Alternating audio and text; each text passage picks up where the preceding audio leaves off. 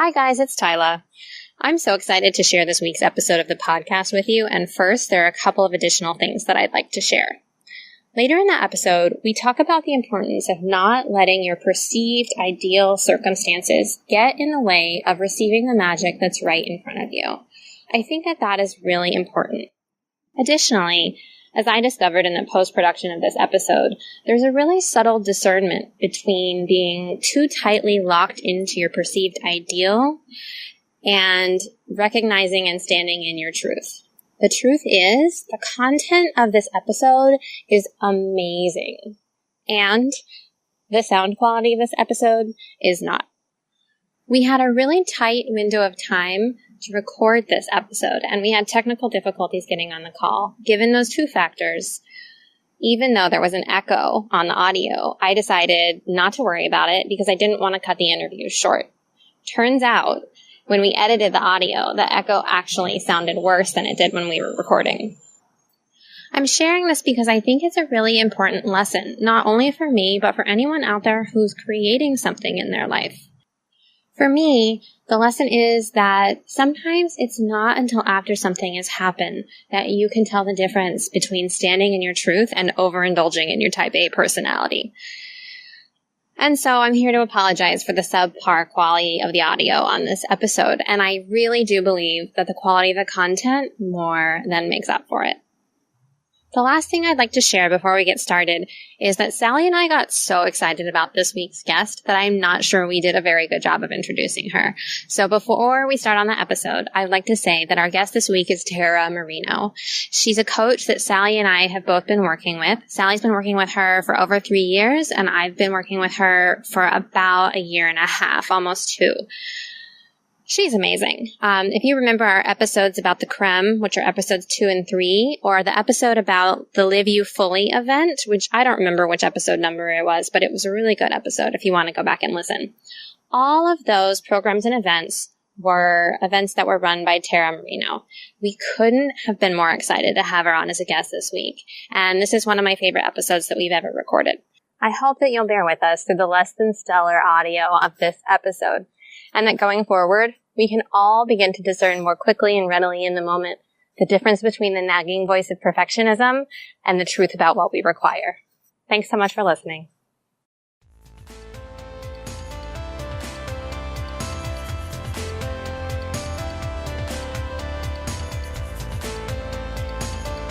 We're recording. We're recording, yay! Hi, Sally. Hey, Tyla. Hey, everybody out there listening. Welcome to A Year Ago Today, our podcast.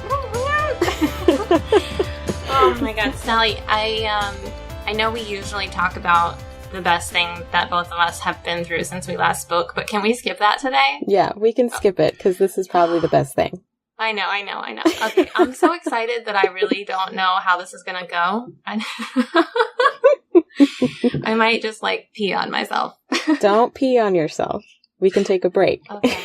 So, everybody out there, our guest today is someone who is incredibly special to both me and Sally. We've mentioned her many times. Maybe times. Every episode. We've had at least 2 full episodes that are all about her. And it's a real honor to have her here.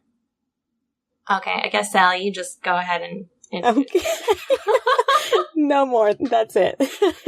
Welcome to our guest. Hey, Tara. Hi, ladies. Oh my gosh, you're going to have me cry over here before we even get started. Cry and laugh at the same time. This is such a beautiful honor, really, truly, to see you both in your brilliance, to be able to feel you and witness you. And God, ladies, you're doing it. I'm going to be quiet. Go. I know. It's are we even going to get to the content? I don't know. We might just need to sit here and talk about how much we all love each other. Okay. That would be time well spent. It's true. So, Sally, sorry, take it away. Okay, so Tara, we would love for you to just close your eyes and get really grounded in a year ago today. And everything that was happening and unfolding around you. And to tell us when you're ready in one word how you were feeling? It's actually 2 words, but I think I can maybe get away with it with you too. It's enchantingly supported. That's a good little combo. Yes, you can get away with that. No one's ever said that before. Yeah. And now we can tell our guests that you're here today because around a year ago today, you decided to take your sons out of school. And so this is when school was starting up again and when it really kind of hit you. I feel like maybe like you could have changed your mind until school actually started. Oh boy. So tell us a little bit about, briefly, because I know we have like lots to cover, I'm sure. I guess just like what was going on and maybe what led to the decision to take them out of school. Yeah, absolutely. Well, I was really trying to put myself, I love how you start the way that you do on this podcast, because to give yourself the opportunity to think about a year ago, really to the date, and to feel where you were is so powerful. And actually, a year ago today, we were on a sailboat in Greece. So we had taken the kids out of school. And to speak specifically about that situation, you know, it was something that I personally had felt inside of myself for quite a few years. You know, the way that I live my life as an entrepreneur, I make my own decisions. I don't live by the typical set rules of what society sets forward. And I felt really out of integrity after a while sending my kids to school, following the strict schedule, the regime, the homework that I didn't give a what about. You know, some things are good, but you know, if I couldn't help my 10-year-old with his homework, it was probably because I didn't use it or need it. So I was having a lot of trouble like pretending with him that was going to be important.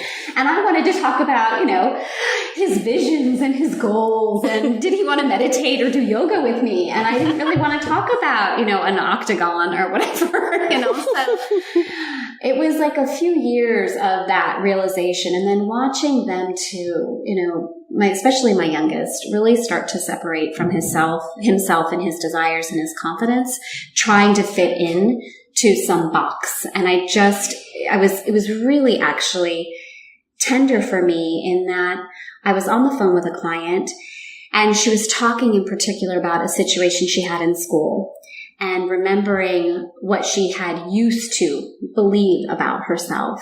And here I was, this, you know, like 40 years later, helping this woman reconnect with her truth from when she was in school. And it was in that moment that I'm like, this is ridiculous. My kids already have this truth inside of them. Am I going to, you know, put them through this system of 40 years and then, you know, have them try to remember again who they were?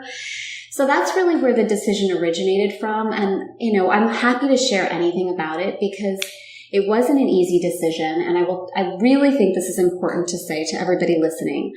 My intention in sharing all of this with you is not because I am a huge proponent of homeschooling or that I don't believe in the public education system, that to me isn't really the topic. For me, inside, the topic is following your truth in your heart at whatever particular life stage you're requiring.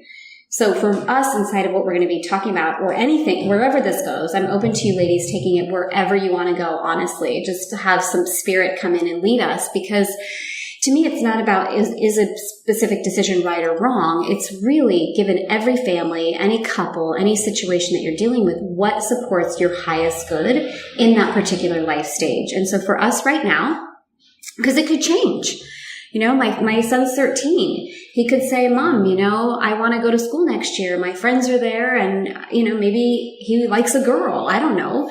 So it's not about, you know, like putting yourself in a box and positioning around, oh my gosh, this is the right thing. You know, it's about being flexible and about being open to change and opportunities and yeah, really looking outside the box because we do live a very, very unconventional lifestyle. Mm-hmm.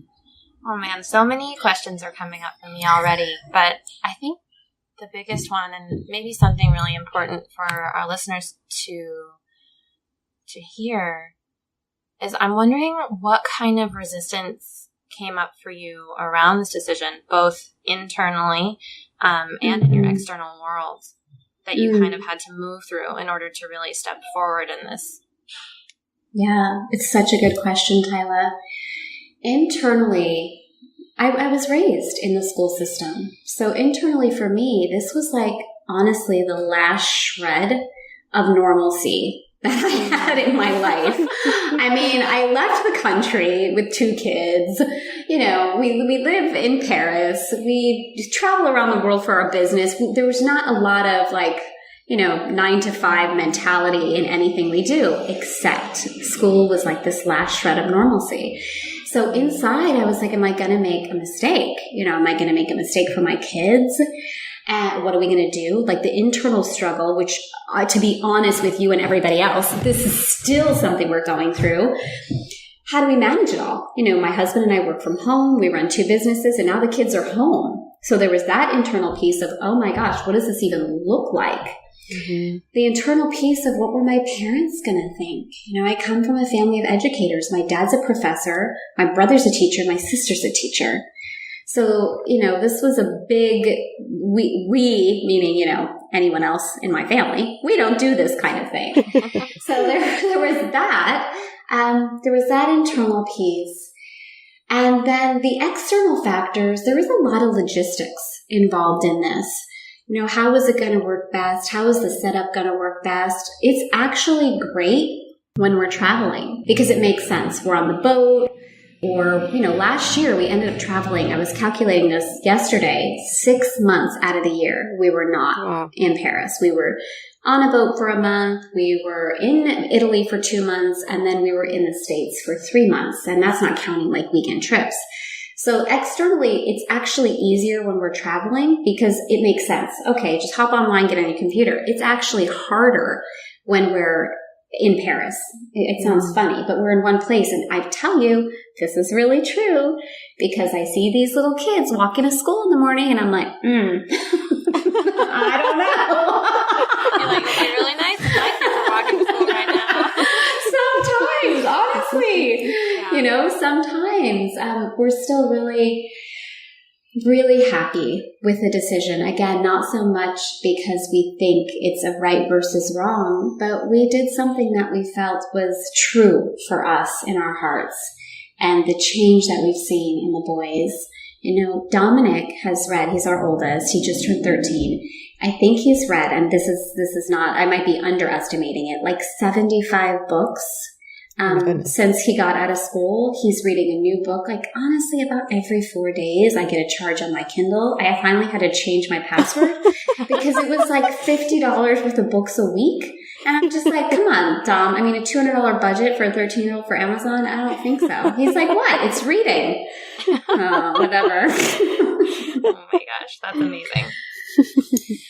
How do you make it work when you're at home? I mean, I have thought a lot about this. I don't have kids yet, but I hope to one day. And I already have the same thing coming up inside of me that's like, a lot of really deep wounds happened for me in school. Mm-hmm. And I already know that a huge piece of my own resistance would be like, but I'm not sure that I am capable or good enough to give them what they need. Yeah.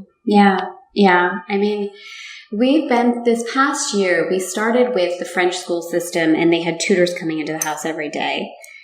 Then when we would go on vacation, we can't take 3 tutors with us. So we switched it and now they're each in, which is working out beautifully, they're each in an online education system through London. And they actually have live class, meaning that they have to log in for their teacher at a certain time. So it is not me and Dave giving them their lessons or their studies. That's great. It was crucial for us. This is not. Yeah, I don't know how you guys would fit that in. No. And even with that, the homework and the big thing is, like today is Monday. So my youngest has a he doesn't have any class today. His classes start tomorrow. So Mondays, oh my gosh, you're not going to believe this. Well, you probably both will. So this last week, because we're only in our 3rd week of school, and last week was really intense for me, to be totally real with you, because we had a problem with our internet. And so my oldest was in my office so he could get plugged into the internet. Dave started coaching clients, so he was in the back office. Nico was in his room on the PC, and guess where Mommy was?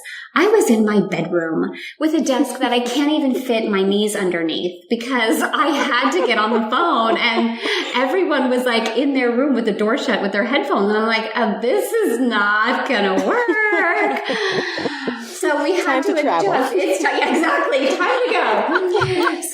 But here's the thing for me. We make adjustments where we're getting everybody their own separate space. You go with the flow. But I will tell you, for me, it's alive in my house. It's real. We're moving. We're together. And we get to have some of the most beautiful conversations. As much as this ideal part of me. And I did a Facebook Live this weekend about this because it was so big for me. You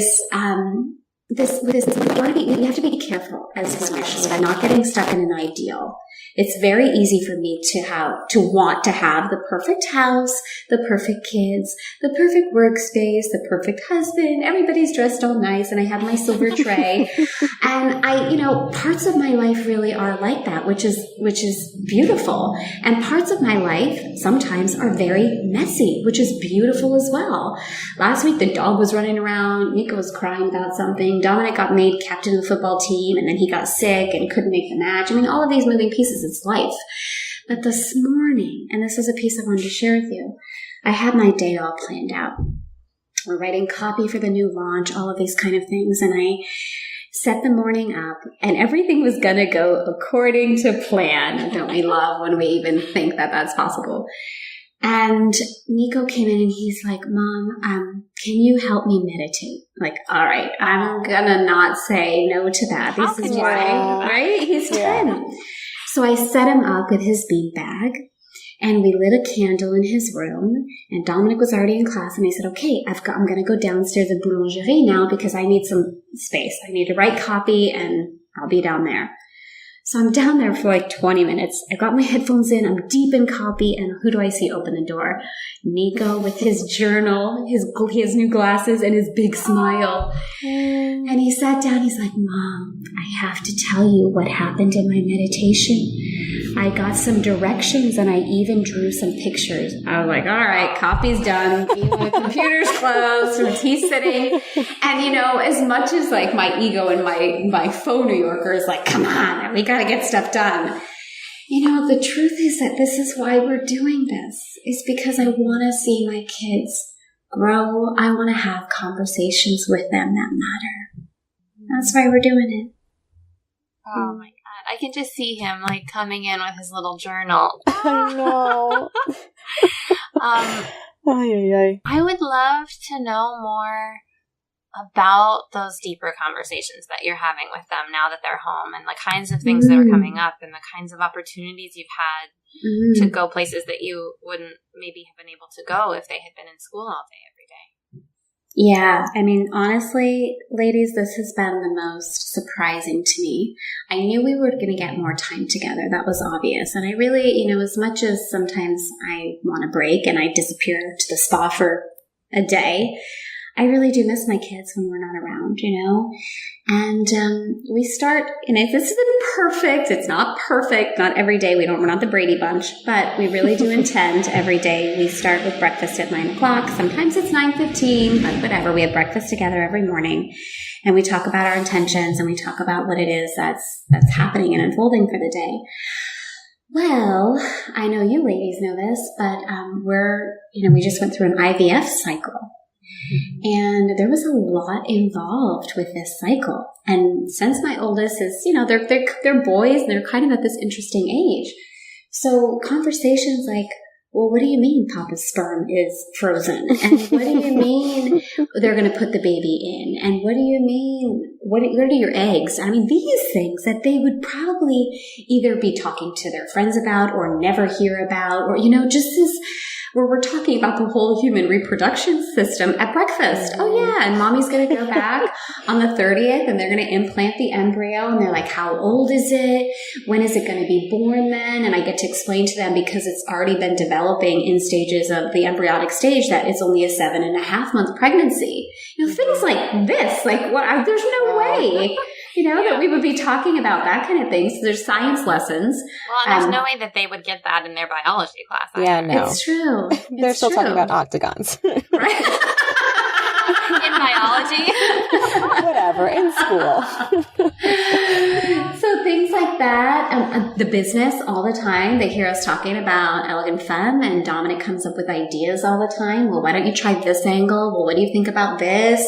Or they'll hear me doing a video and they're like, oh, I don't like it. You came on too harsh or something. They just tell me what they think. So we have those kind of conversations, and we have life conversations with them. At the beginning of this year, they each created a vision and a goal list for what it was that they wanted to have happen this year. And we just do it like to 3 to 6 month increments. And then they write down what those visions are. And then Dave is really great at this. Dave helps them break it down into what it is they want to have happen each week in order to move forward during, to that goal. So Nico started his own YouTube channel. His intention is to have 500 subscribers before the end of the year. He has his own Twitter and his skin for Minecraft. He designed these things. He's doing tons of research.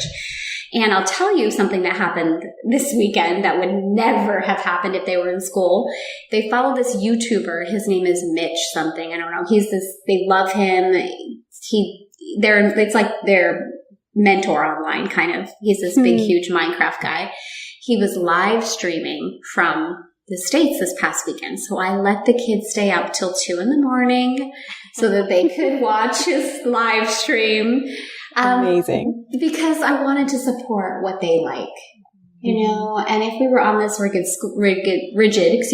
school schedule, we wouldn't have those kind of opportunities. Mm-hmm. Oh, I love that. That's amazing. I'm just thinking about how cool as a kid it must be to be supported in that way. I babysit my boyfriend's niece once a week, and she's 14 months old. And I'm constantly thinking when I'm around her of how not to snuff out all of the natural goodness that she has, like her tendency to give, her excitement, when she throws a tantrum, which doesn't happen often, but like letting her feel her feelings. I know that's only more important as kids grow, and I'm just like, I wish I had this as a kid. Someone who's like teaching you how to write visions and move forward on your dreams instead of learning about octagons. Right. Well, I'll tell you, this is, I wonder sometimes if they really do understand the opportunities in front of them. And also, it's a balance still as a parent, to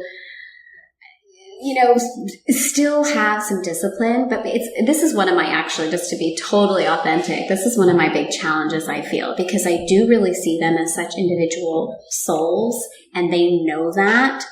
And so they'll come to me with, there's really not a lot of separation with them seeing me as their mom. They do, but we have such a soul connection that they come forward with anything. They don't really hide stuff, and they'll, everything I teach them, they like to teach me right back. Mm-hmm. We were in the kitchen last night and we were having a discussion, and Nico, my youngest, said, well, I'm going to actually have a boundary right now. And if this happens again, then I'm actually not going to be eating dinner in the kitchen. And I looked at him, and he's like, I'm just setting a boundary, Mom, just like you do. And I made sure that I was the one in charge of it. And I'm like, oh, the love, right? They really, you've taught them too well. So sometimes I'm like, I totally want to pull that line that my mom used to. I just want to be like, 'cause I said so, know?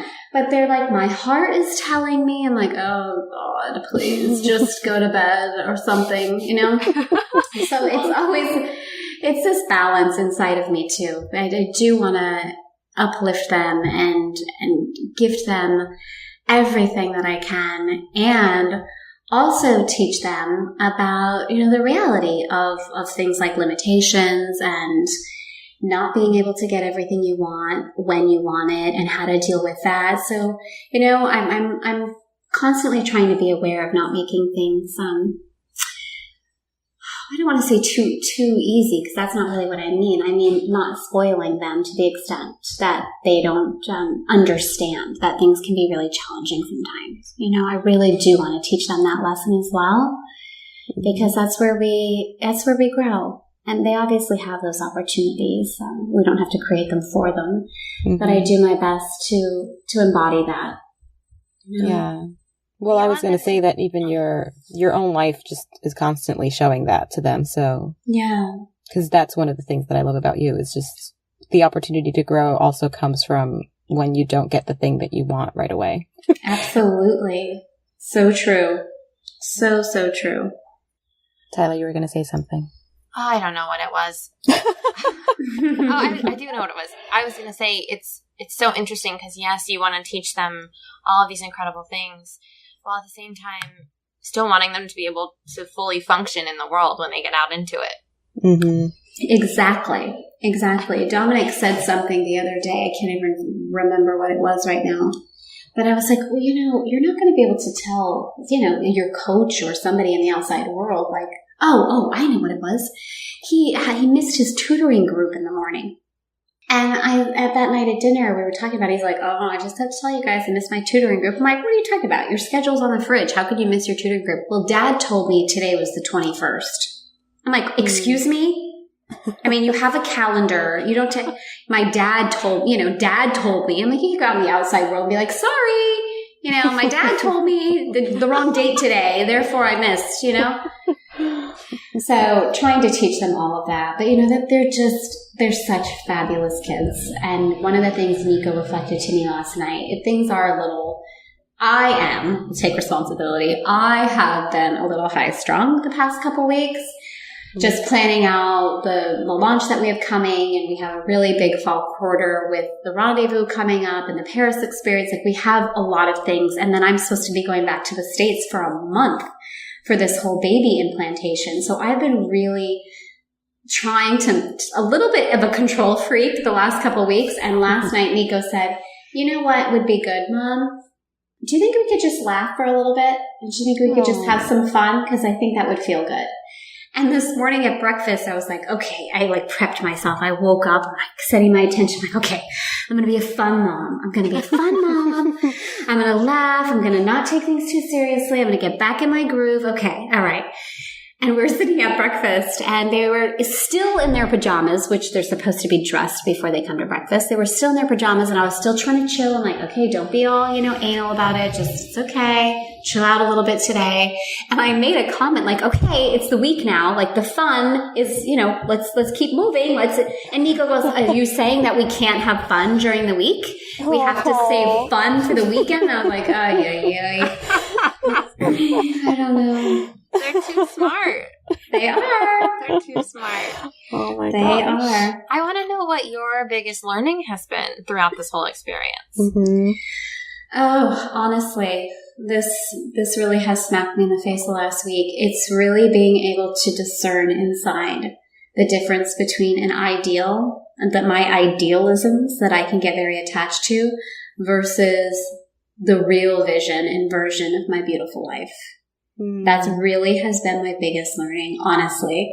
I know that we took the boys out of school with the biggest intention of serving them, supporting them, growing as a family. We knew it was going to be challenging and difficult, and yet there was a piece of my ego that really wanted it to look a certain way.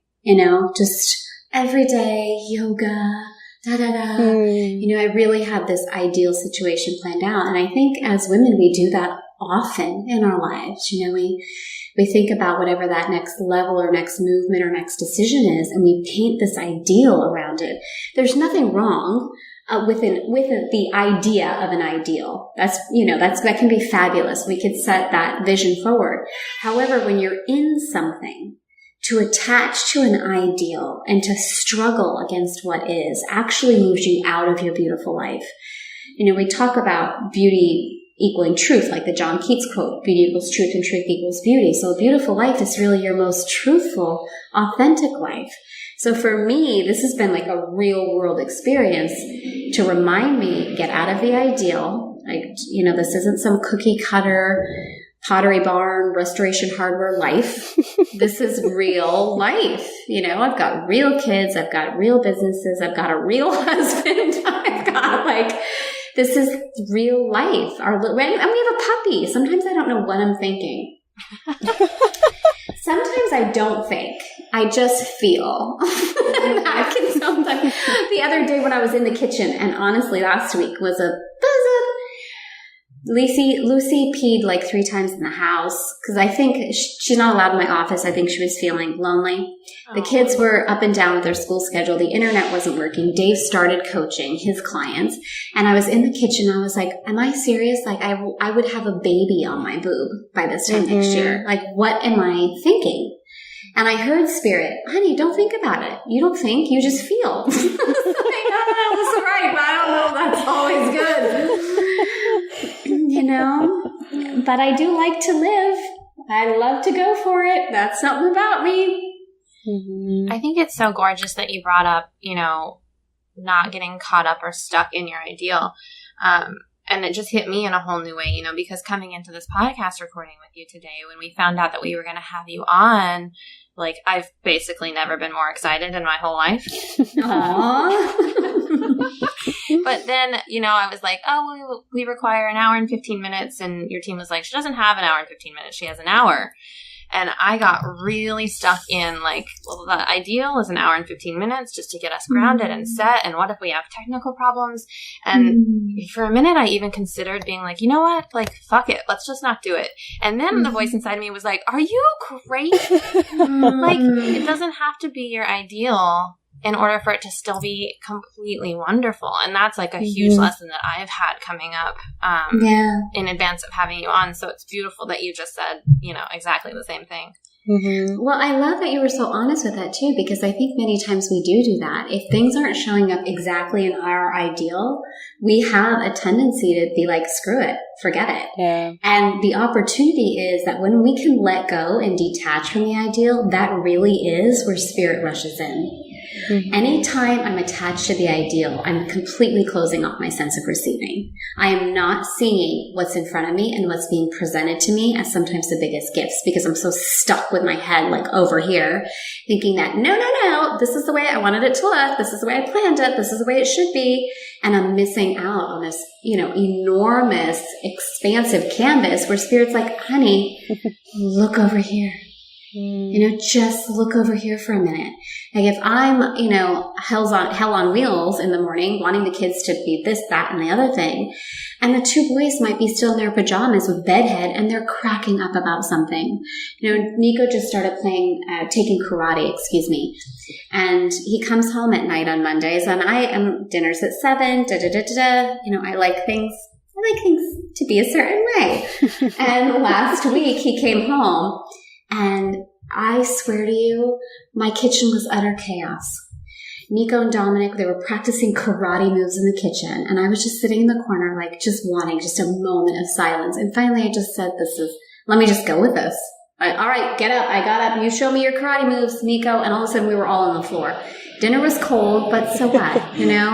It wasn't my ego's ideal, but there was so much more waiting for me in that moment that I wouldn't have been able to receive if I got stuck in what my ideal was supposed to be. Oh, life's great. It's such a beautiful lesson to look up and pay attention to what's happening around you. Mm-hmm. Absolutely.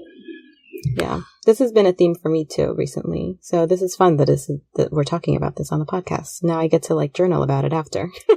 Because clearly there's more there than I've already considered.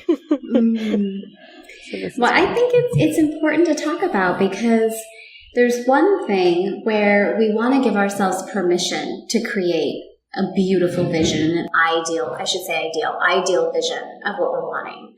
Put detail into it, really bring ourselves into the emotional opportunity. Then when we're in it, we let it go. That's why we always say this or something even better, because we really don't know. Even though we think we do, we really think we do. Mm-hmm. And this goes for the smallest things to the biggest things. I don't know. I'm really, really scared. I'm really scared, if I can be honest. I don't know what's going to happen with this embryo. Through the whole IVF cycle, we have one embryo that made it. and so we have one shot. I don't know what's going to happen. My ideal right now would certainly be to have a healthy, beautiful baby. But I don't know what God's plan is for me. I really don't. So I'm going to go and we're going to give it everything we have. And then, just like Tyler said, we have to look around. We'll pick our heads up out of the ideal, and we'll look around at the beauty that's being created no matter what. And we'll say yes to it. It's not necessarily easy if you don't get your ideal or get what you want. But I don't know if we stayed stuck in our ideals and we didn't give space for spirit and beauty, I think we would be miserable. Yeah, totally. And there are a lot of people that live like that. Yeah, it's true. Well, and the sad thing is that I think a lot of people are living life that way. Yeah. Mm-hmm. And it's so interesting because that a real knee-jerk tendency is, if I can't have it the way I want it, then you know what? I don't want that. Yeah. It's totally true. Totally true. And it's exhausting, because you're fighting against something that just isn't. It's just not. Like, we dig our heels in, like, I didn't want it this way. It's not supposed to be this way. I wanted it. And it's like, okay, well, that's working. Mm-hmm. That's working. One of my favorite things that I've started saying, and I guess I've been saying it for probably like 6 months now, is I'll just be like, all right, this is what we're doing now. This right. is what's happening. I love that. Yeah, because it's like, well, this is the reality at this moment. So how can we make it good? I love that. I do love that. Beauty really is everywhere. Truth is everywhere. What's more, that's like such a grounding thing. You're right. It's like, this is what's happening, so this is what is. Yeah. It's the same thing with truth. Like, this is my truth right now. This is what's occurring. So how can spirit assist me in finding beauty in it, even if it's completely 180 from what I was expecting? Mm-hmm. Well, there's so many gifts. Play. It's true. Yeah. Well, also something that was coming up really strongly for me when we started talking, and you touched on it, but we didn't really get into it, is, you're saying we took the boys out of school and you're completely open to that changing. And I think that so often we make a decision and then we think that decision has to stick for the rest of our lives. Yes. And you're like, it's okay to change what's not working. Mm-hmm. You must. I don't know if you all saw it, but a couple weeks ago I did a Facebook Live and I talked about women being stuck inside of decisions they made years ago. Yeah. This is such a huge trap. I think sometimes women get paralyzed inside of decisions and they think, okay, how can I make the right decision? And what decision am I going to make that's going to support me for the next 50 or 100 years? And this is like crazy. Yeah, it's a ton of pressure. Where women will say, I made a decision last year and that decision's no longer working. Therefore, I must have made the wrong decision. And I'm like, no, listen. You made the right decision at whatever point you were at. It was whatever decision you thought was going to support you. And if you've outgrown that decision, frickin' give yourself permission to make a new decision. Mm-hmm. That's growth. That's evolution. That's shifting. That's success. That's a good sign. It's not a sign of failure. Mm-hmm.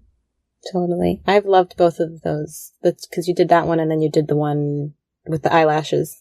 Yes. Those are great.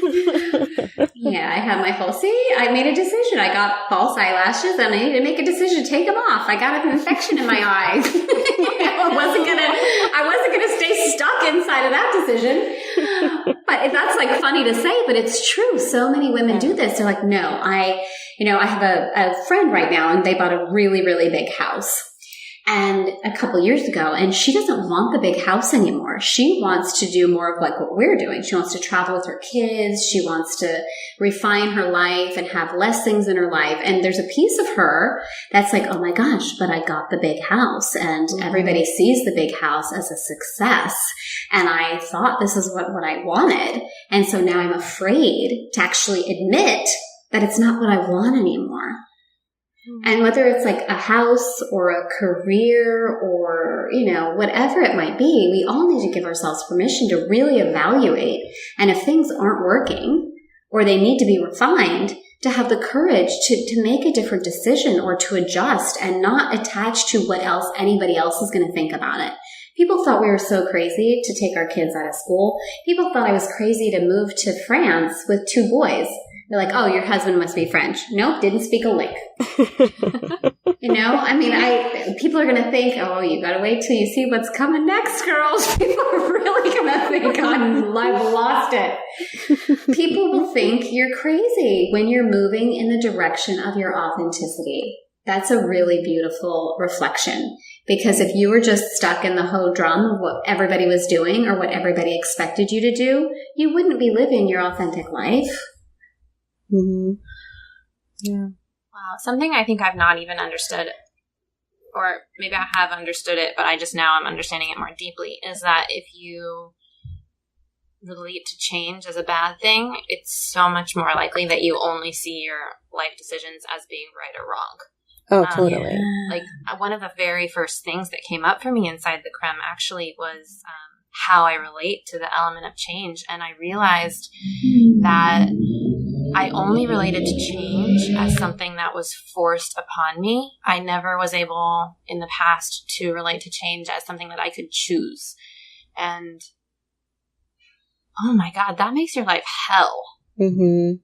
Yeah. And now I feel like when I think about change, I'm like, oh, if I don't like something, I can change it. And it's fun and exciting and expansive. Mm-hmm. Wow, that is a huge awareness, Tyla. I'm sure so many people could relate to that.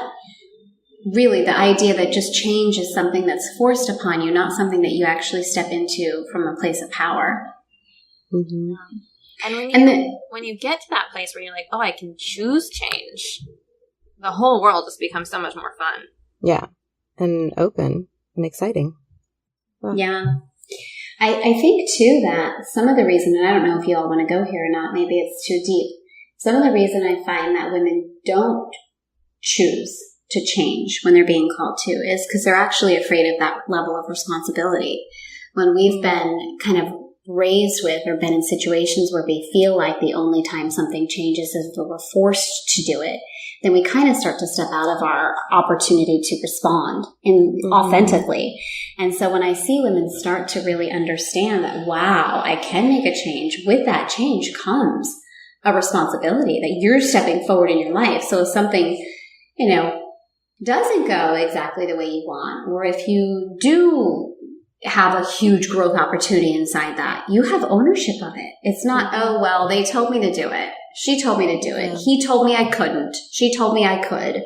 It's no longer that surface level conversation. It's, whoa, I'm really co-creating my life with spirit, which means I have a huge opportunity and responsibility to show up and take ownership of the choices I am making. Mm-hmm. I think that what you've just described is exactly how I felt before I began working with you, Tara. I was like, all of the bad, not necessarily bad, but undesirable things happening in my life, none of them felt like they were exactly my fault. And now that's the first place I go. I'm like, whoa, how did I create this situation? Yeah, what's in it for me?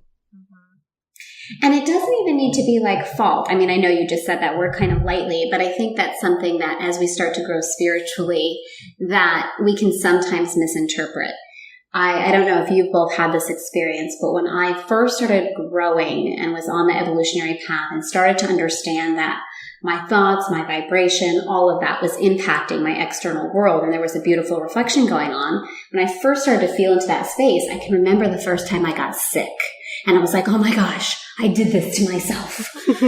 What did I do? What did I think? What did I do? What did I, really taking it, like really harsh, like, oh my gosh, I brought this upon myself. And as I grew to the next stage of spirituality, I chose to see being sick as an additional opportunity to let go. I chose to feel, you know what, there's something here that I'm clearing. Yay, congratulations to me, because I'm moving to the next level. There's something inside my body that I no longer need, and I'm letting it go. Yeah. And so like that little just subtle difference as we grow spiritually, that it's not as much a fault from like a punishment standpoint, because I think that's sometimes how people see it. Okay, I did this, so I'm getting punished, or that it's somehow my fault, but that there's a growth and learning opportunity available. And that's really what it's all about. It's not a punishment. It's a learning. and what am I learning? And what is really here, as we say inside of the Crown and Elegant Family, what's really here for me to receive? It's a good thing. It's not a punishment. It really is. There's something for me to receive here. What is it? I think that also comes back to something that we talked about on the podcast before, Tyla, in terms of like people getting sick and the blame for that and like being blamed for that experience, like being the victim. Yeah. Ugh. Oh, True. so much here. My biggest awareness while we're having this conversation is just how much more fun my life is now. Yay. Because, even when I got triggered, I was talking earlier about when I got a little triggered before you came on the podcast, Tara, and I was texting Sally, and I was, like, really in the trigger, and then I was just like, you know what? This is great. There's something really big here for me. Yeah, especially when I was like, I just really feel called to let you know that I'm not experiencing this situation at all the way that you are. So just so you know, but I'm fully supportive of what's happening for you. That's when we know, though, too, isn't it? That's when we know where we're like, okay, there's something in this for me. When someone's like, yeah, I don't feel that. I don't see that. But that's okay. That's a beautiful thing to be able to do for each other and to be able to do woman to woman, to really have that level of support and separation, around it. Yeah, well, and then you don't feel like a crazy person because then you're like, oh, this is just a trigger. Oh, okay. Well, I know how to work with that. Yeah. Tara, I have to tell you too, I don't know if we will have said this to you before or not, but Sally began working with you. Was it a year before I did, Sally, or was it longer? I think 2. 2 years. And so when I finally began working with you, Sally was kind of just like, oh my God, thank God you now have the language to It was really great. Oh, that is fantastic. Oh my gosh. That is fantastic. We often joke about that inside of Elegant Femme because we do have our own language. We've talked about this before, and I'm sure I have some documents somewhere still half open on my computer, started to create the Elegant Femme dictionary, really for all the verbiage and that's amazing that we use, because it really does. It does connect you when you have it's a completely different conversation that you get to have with yourself and with another woman about what's really going on. It's no longer the surface level of that we can all get stuck in from time to time. But I love that you share that. I really do. It's very, very precious. Well, and now I have to share one more thing because it's so funny. It's been so helpful in my friendship with Sally, but also with Matt, it's so funny. He came up to me yesterday and he was basically like, I'm running this race in the Bronx and I know I told you that it's okay if you don't go, but I realized that I actually really require your support. And I was just like, oh my God.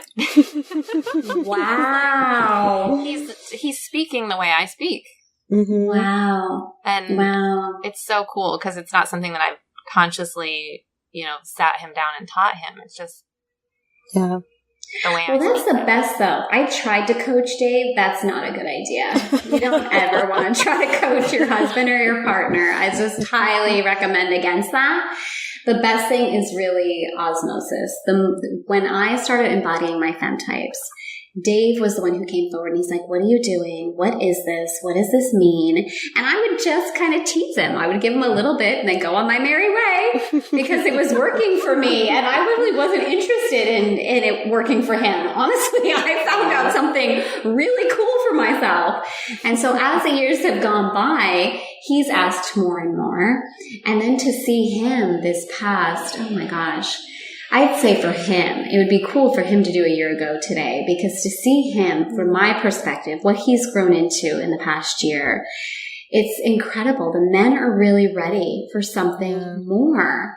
They're not everybody, but a lot of men, I feel like, are being called forward to a new level of power that's more gentle, more subtle, and more potent than how men, I feel, have been represented up until this point. This idea of being super macho and I've, got to just come to the table like I know all my, whatever. And that's not the kind of man that the world is needing right now. I feel personally the world is needing men that are confident and humble and gentle and supportive and a quiet confidence, and that's just what I see. A lot of the men, when a woman comes to Elegant Femme, a lot of them are drawn to a different kind of energy, and they do start automatically shifting inside. Well, and it's like moving into a place where they can embody a true power instead of that false front of power. Totally. Absolutely. Absolutely. Oh man, I'm so excited about life. Oh, that's a good feeling. I love that feeling. Okay, so Tara, I know that we need to wrap up. So, Sally, do you have any more questions before we do our final questions? No, let's just do our final questions. Okay. Tara, now that we've reflected a little bit on what's unfolded for you over the past year, I'd like to invite you again to take a deep breath and think about how you're feeling now about the decision that you made a year ago, and share with us in one word when you're ready.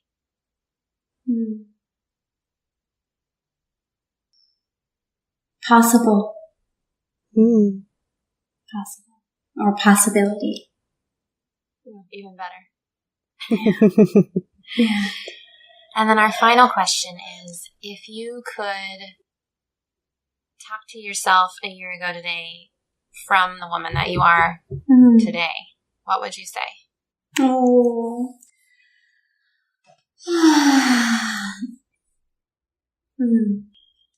I would say,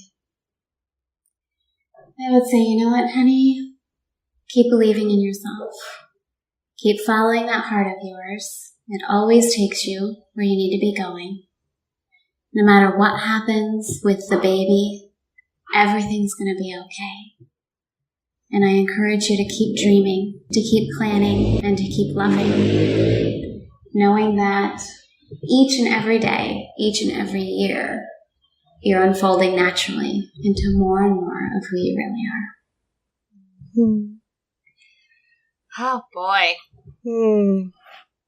Love that. Thanks so much, Tara. Yeah, I heard that like motorcycle revving in the background, and I was like, I feel like her dreams are just taking off like a motor. I know, I can like mute myself when I'm like gonna grab my water, but I cannot tell when a Paris moped is gonna go by outside my window.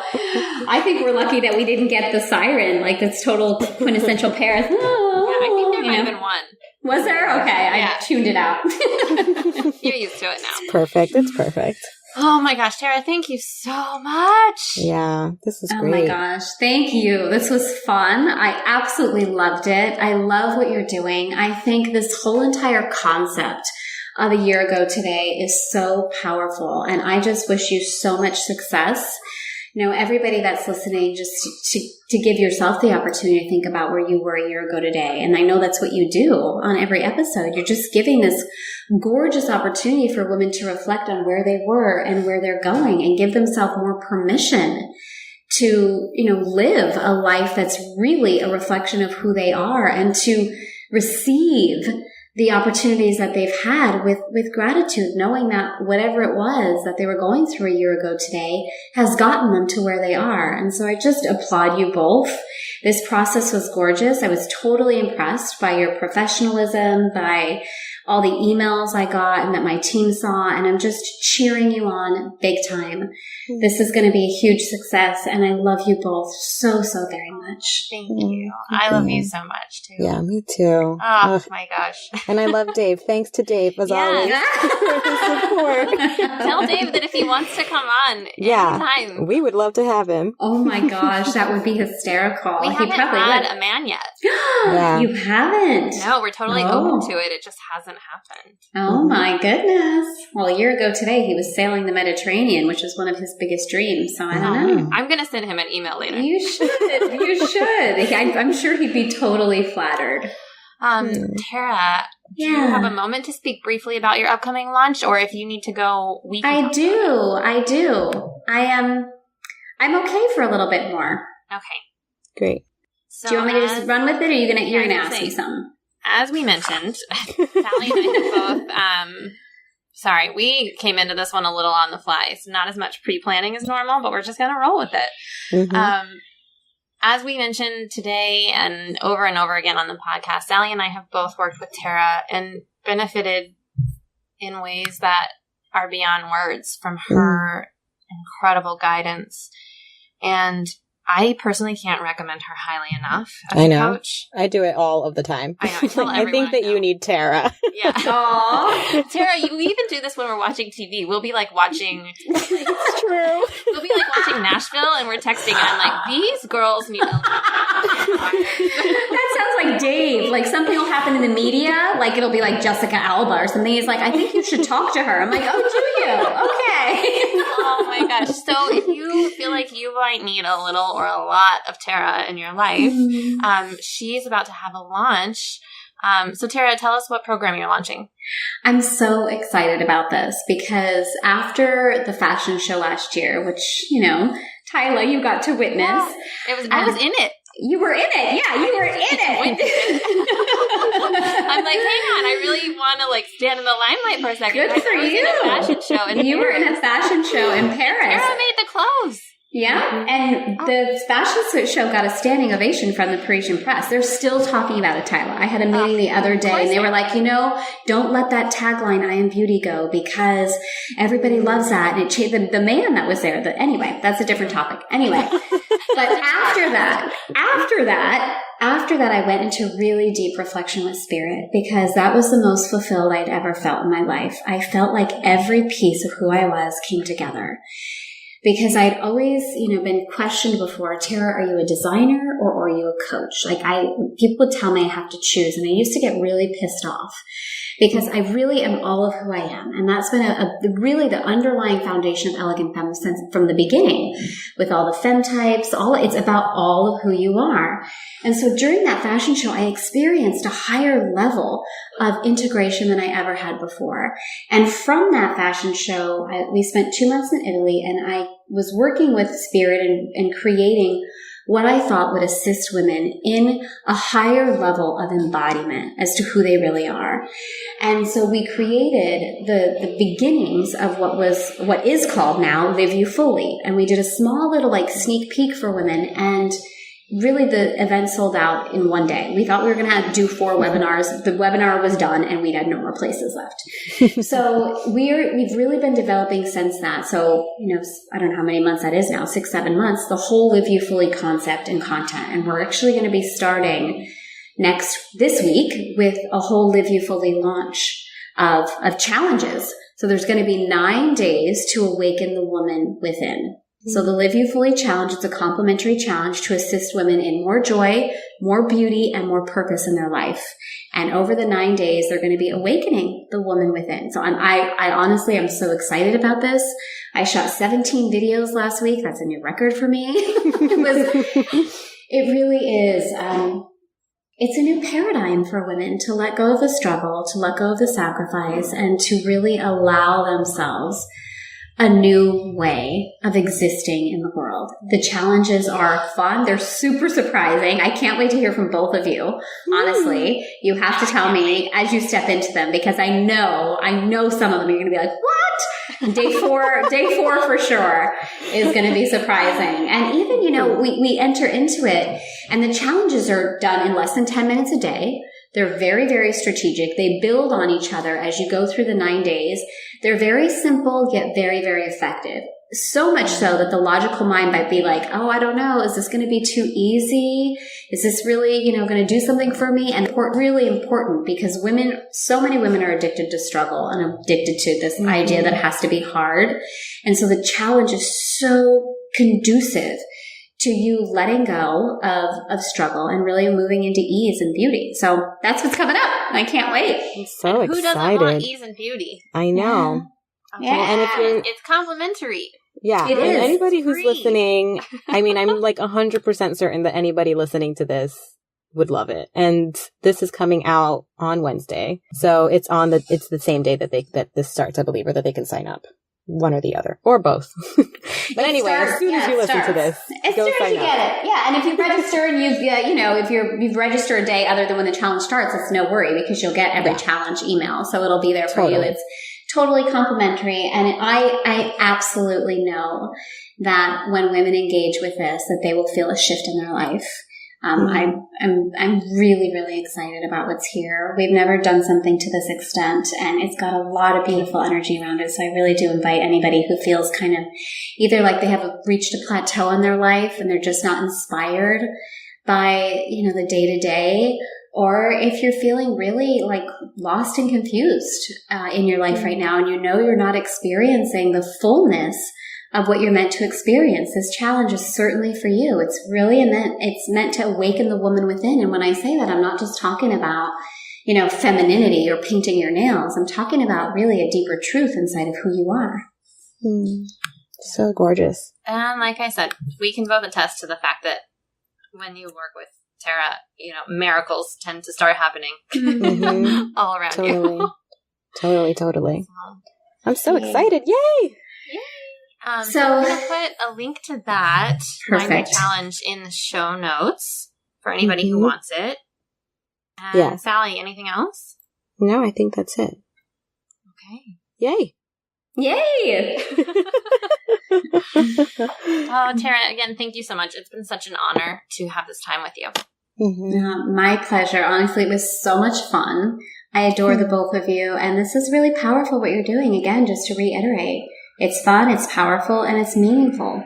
So kudos to both of you, and thanks again. We will talk to you later. All right. Au revoir. Bye. Bye. Are you still there? I'm here. Says it looks like I've been disconnected from the internet. Yeah, I know. It said that other time too, though, and I think it was lying. All right. Or I guess I haven't actually heard that audio. I don't remember. I don't know. We'll do it, and if it doesn't work, then we'll just...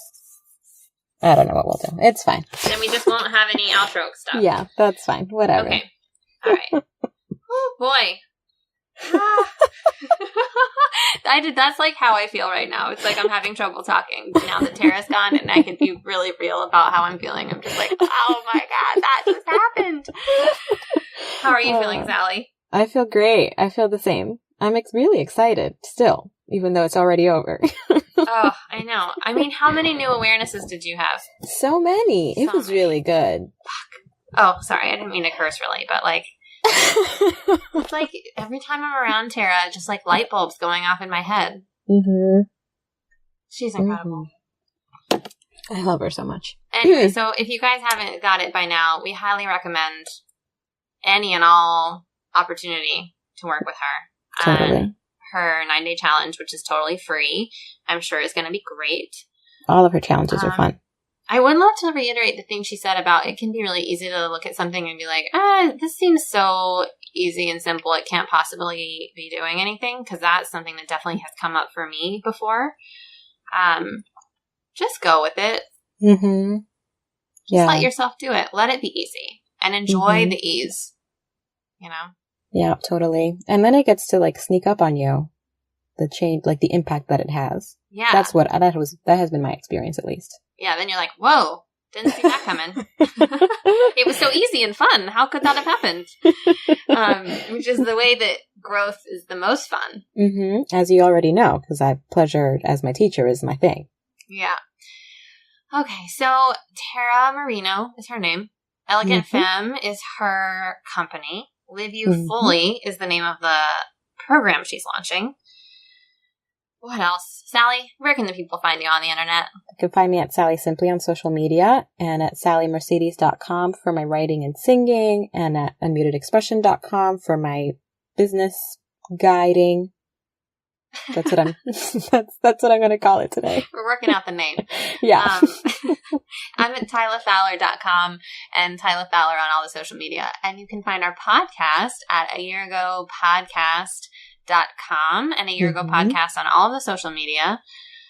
And at gmail.com for our email, which, tell us all the things. Email us. So this will be funny because this will come out before the other episodes where you're begging people for emails. Yeah, it's so funny. I was getting a little desperate, and now we're airing the episodes out of order. But in one recent episode, I was literally like begging people to email us. But now Sally has a funny story. I can't this is too much. Do you want me to read the text you sent me? Yeah, because it was perfect. So last night Sally texted me I have to find it. Hang on. Wait, And maybe she said, yeah, good. She You said, got it. laugh my ass off. I didn't say, I said LMAO. That's like...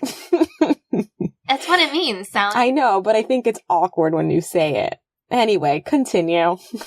So she was laughing her ass off, and she said, I'm listening to a podcast, and one of the hosts just said, basically, and she quotes, I'm incredibly insecure and deeply seeking approval, so please rate and review us on iTunes if you don't want me to turn to the bottle. End quote. His co-host said, well, let's not blackmail our listeners. And the other guy was like, is it that bad? And I was like, oh my God, it's like me. I'm not deeply insecure, but I would love for you to rate and review us on iTunes because it just makes us really happy to hear from you. And you can email us. However you want to reach us. Reach us, however, we would love to also know, like, where you're listening to us. That's my own personal thing. Basically, we just keep giving you, reasons to email us. You can email us to tell us where you're listening to. Is it iTunes, Stitcher, Google Play? I want to know.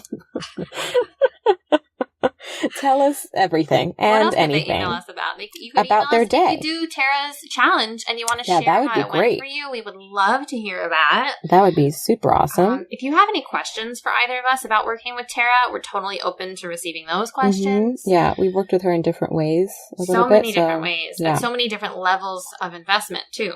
So that's awesome. Basically, anywhere from $97 to $20,000. And free also. And free. So that's great. You can if Tara listened to this, she's probably not going to appreciate this part. No, she'll laugh. And if you like our intro outro music, you can follow Zina Hell, ZYNAHEL, on Facebook, Instagram, Twitter, and SoundCloud. I always wonder who listens to the ending part, because that's one of my favorite parts. I love that part from any podcast, so I think that it's sad when people don't listen to it all the way through. But it's okay. So if you're still listening, we extra love you. Yeah. Oh, boy. And that's a lot of love, because we love everybody who listens so much. So if we extra love you, you can't even imagine the amount of love we're beaming in your direction. But it would be easier to beam your love your way if we knew who you were and where you live. Yeah, totally. Yeah. And so email us. But not with your address. We won't stalk you. That's it. If you want to send us your address, you can. Then we might send you a gift. Anyway. Oh, boy. Now everyone's going to email us and be like, this is my address. Send me a gift. I hope so. But you have to say something else. You can't just say, send me a gift. You have to be like, this is what I love about your show. Or this is what I don't like about your show. I hope we don't get many of those, but they'll be like, I don't like when you ramble on forever at the end. Sally and I are just on a high right now, I think. Yeah, it's really great. Also, I really like long outros. I think that anytime that I'm listening to, let's say Gilmore Guys, because I feel like they do this all the time. Well, their podcast is 3 hours long. Yeah, it is. But, they'll be like, okay, well, let's wrap up. And then they'll go on some other tangent, and then an hour later, the podcast will be over. That won't happen here, we promise. You can see on the thing how much time is left. It's not a lot, because we're going to go now. Peace out. Okay. Bye.